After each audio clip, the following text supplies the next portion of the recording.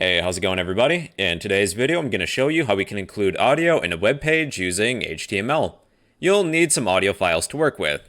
One place you can download some MP3 files is the YouTube audio library. Find some songs that you like, and then you can download them. Let's download 3 for this lesson. Once you have your 3 songs, let's move them to our website folder. Alright, we are ready to begin. So to include some audio, we need a pair of audio tags. Then between the audio tags, let's include a source element. With the source element, there is a source attribute. We will set the source attribute to equal the name of an MP3 file or other audio file. So let me copy the name. Be sure to get the file extension. And then I will paste that file, the file name. Nothing appears to happen because we don't have any controls, and the song doesn't play right away too. So to add some controls within the opening audio tag, type controls. And that's it. So we can now play our song.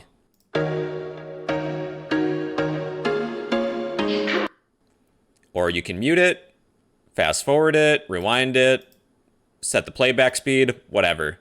You can set your audio file to autoplay, but people find that annoying. So you should probably not do that. If we do want our song to autoplay, we should at least mute it using the muted attribute. So our song is playing, but it's muted until we unmute it. We can even have our song loop by using the loop attribute. So let me play this. Turn up the volume a little bit, fast forward to near the end, and let's see if it loops. And it does. Cool. Now, in case your web browser doesn't support a certain audio type, you can add fallbacks. So let's say that we also have a WAV version of our audio file. I can include that as a fallback right underneath. But we should also specify the type, just to let the web browser know that this is an MP3 file and that this is a WAV file. I'll include the type attribute. I will type audio/MPEG. I will also let the web browser know that this is a WAV file, audio/WAV. So just in case our web browser doesn't support MP3 files, I'm pretty sure that they all do nowadays, we will resort to our WAV file if we have a backup of the same audio file in WAV format. Let's include our 2 other audio files.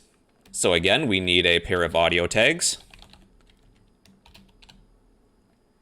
Within the pair of audio tags, we will need a source tag, a source element, and I will set the source to equal the name of an audio file.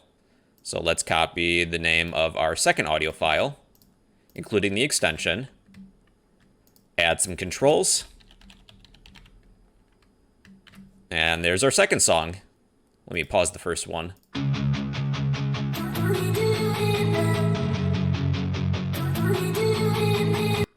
Let's add the last one. So here's the name of my last song. Be sure to get the file extension. We have our controls. And here's my third song. I feel like I'm losing my mind. Hey, for fun, let's add the name of each of these songs right before the controls. I'll use a pair of paragraph tags.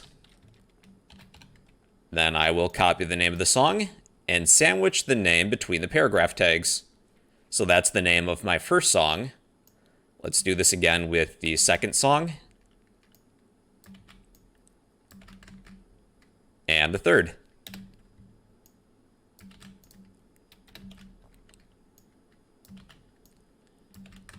So here are my 3 songs.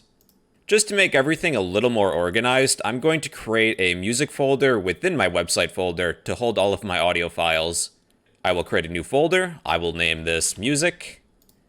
I'll place all of my audio files within the music folder. So we no longer know where the location of those audio files are because we're using a relative file path. I'm going to set the source attribute to be music / the name of the file. We can locate those files now. So that's our first song, our second song, and our third song. That's how to include audio files in a web page using HTML. Hey, if you're enjoying the series, let me know by smashing that like button, leave a random comment down below, and subscribe if you'd like to become a fellow bro.